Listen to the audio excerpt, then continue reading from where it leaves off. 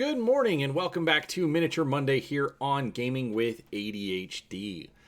Today we are returning to the world of Dystopian Wars and taking a look at the ships of the Enlightened fleet that come in the Hunt for the Prometheus starter box. That was a mouthful. So what I've liked doing since the first Dystopian Wars video that I did is I started out with an unboxing of the miniatures, looking at the models on the sprues, looking at the details, seeing what we get. And then after I've built all of the models in the fleet, then taking a look at them individually and seeing how they come out, talking about any difficulties that I had, and then we'll follow it up with a third video where I actually look at the paint job that I put on them, as bad as it may be. And so that's what we're doing here. For Hunt for the Prometheus, I'm going to end up with at least a few videos because of the fact that it does come with two fleets and all of the accessories. And so with that said, before we get started, go ahead and make sure you're subscribed to the channel. I know I don't put out Dystopian Wars content every week. I do try to mix it up because I do have a lot of games that I'm interested in. And so make sure that you are subscribed to the channel so that when new Dystopian Wars content does come out, that you're not going to miss any of it. But with that said, let's go ahead and get started on that. So, to start off with, we have the Prometheus itself. This is a Hypatia class generator ship, and overall, this was a pretty easy build. Basically, it has the top of the conning tower, and then these little, curved pieces here in the back. Now you'll notice that there is a little bit of a gap. That one was rough. I thought I had fitted it properly before gluing it into place. Unfortunately, I didn't. Honestly, that is not going to be too big of an issue to correct. Probably just put a little bit of gap filling glue in there, and honestly, it should be fine. A little similar situation on the left side piece that's going back around now. But overall, I mean, it was a pretty simple build. Just a couple of pieces to stick onto it. No big deal at all. But overall, I really like the look of this ship. They're very wide. These are more than 3 inches wide for pretty much all of the resin ships for the Enlightened. But they do pick up a lot of really good detail. I mean, it's a resin model. War Cradle's been doing very well with their resins. Pretty happy with them. So, overall, not too much to complain about. Just need to get it primed and start painting. All right, now what we have here is the Descartes class control ship. This is the other large ship that you get for the Enlightened out of Hunt for the Prometheus. And this one does get a little bit more complicated than the Prometheus and the Hypatia class. Now, one thing I do want to point out real quick, these little,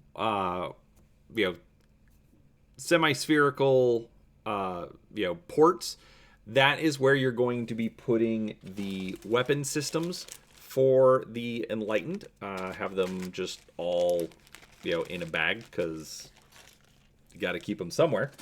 And this one was a bit more complicated. So this open container here was a separate piece. I guess it's a drone of some kind, was 2 pieces, and then the crane was another piece. In addition, you still have that top of the tower there. Overall, they weren't bad. I'm not very happy with the position on the drone over the container. I tried to have it centered a little bit more, but obviously that didn't work, and the glue is dry, and I'm not breaking it to try and reposition it. It'll be fine. But overall, I mean, it's still pulling, that Enlightened design.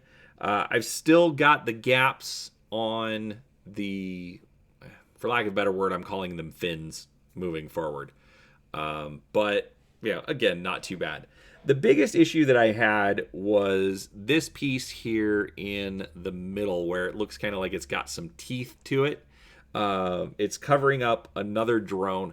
That piece was actually severely warped. I didn't think about it at the time. I probably could have used the hot water trick for bending resin. But to be honest with you, I just took it, glued it down, and just held it for about 10 minutes. Definitely not the most elegant solution, but it did work. It's stayed in place ever since. So we are going to find out if over time and playing with the piece and, playing the game causes it to come loose, but hopefully not, especially once I get some paint layered up on it, adding some extra, structural support to kind of hold it in place. But overall, it's a good model. I really like the detail, especially with how much it's got going on. It just seems kind of weird with the little containers for these drones. But then also the, for lack of a better way to call it, the storage tank there in the middle of the ship. So it's got a very alien look and feel to it. This has 3 of those ports that I was talking about. I did forget to mention on the Prometheus, it does also have extra ports for just the standard generator pieces that do exist across all of the ranges. So this is the Descartes control ship. All right, now we get to the Lovelace cruisers. Now I've gone ahead and put the guns in on these. So you have one up front and one in the rear. Now, these were a little more difficult to put together. You can see that I ended up with some gaps on this particular ship. The first one was the hardest. The second and third ship went together a lot better, a lot cleaner. Unfortunately, it's a lot of what's called a butt joint in woodworking. You basically just take 2 pieces and kind of stick them together.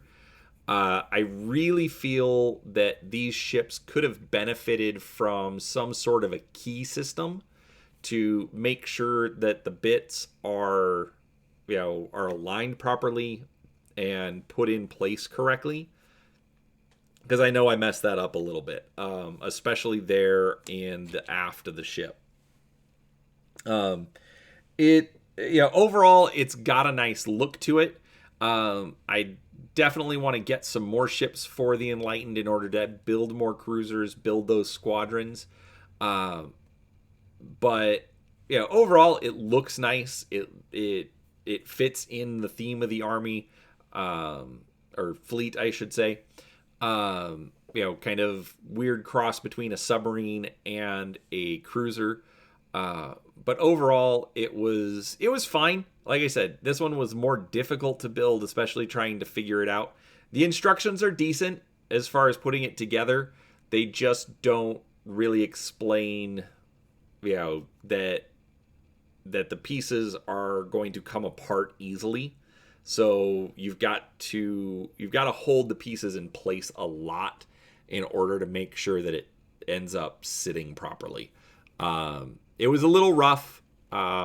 Not my favorite build, but I think, especially after seeing some of the paint jobs that people have done online, I think they're going to come together very well. So that is the Lovelace cruisers for the Enlightened. All right, and finally we have the Marion frigates. Now, these do look a little strange. Honestly, I cannot tell if they are supposed to be submarines or surface vessels. Of all of the ships so far for the Enlightened, these are the most confusing as far as that goes. They do have an interesting little design. They sort of look like fish to me, but these were actually extremely simple to go together. Essentially, it is 4 pieces if you include the gun, 3 for just the hull itself. Basically, you have a left hull, a right hull, and then the fins in the very back that sit at the top of the water line. So that's really all you have to do to put these together. They go very, very cleanly. This was more of assembly line kind of manufacturing. Just cut all the pieces off, clean them up, and you don't even necessarily have to use the exact pieces on the sprues. As far as one piece 1, 2, and 3, for example, as long as you grab a left hull, a right hull, and a tail fin, you're fine. So that is the Marion class frigate. And for our final little segment here, we're just going to compare all of the ships together. So we've got the 2, we'll call them, for lack of a better term, I'm going to call them battleship classes.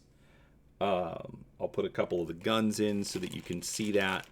Honestly, these are some of the largest that I've dealt with so far for Dystopian Wars. I know they're all supposed to be roughly the same scale, but they are a little bit different. These definitely feel larger, and like I said earlier, they feel a little alien.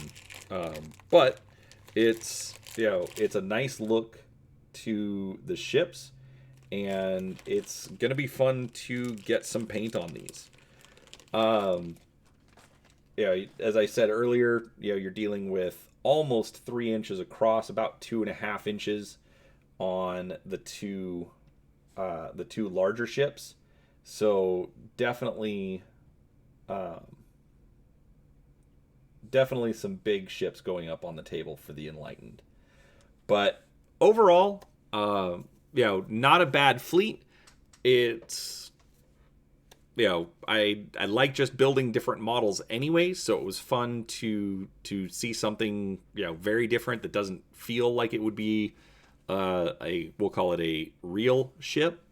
But overall, not too bad. I'm still very happy with the hunt for the Prometheus set, and looking forward to painting these.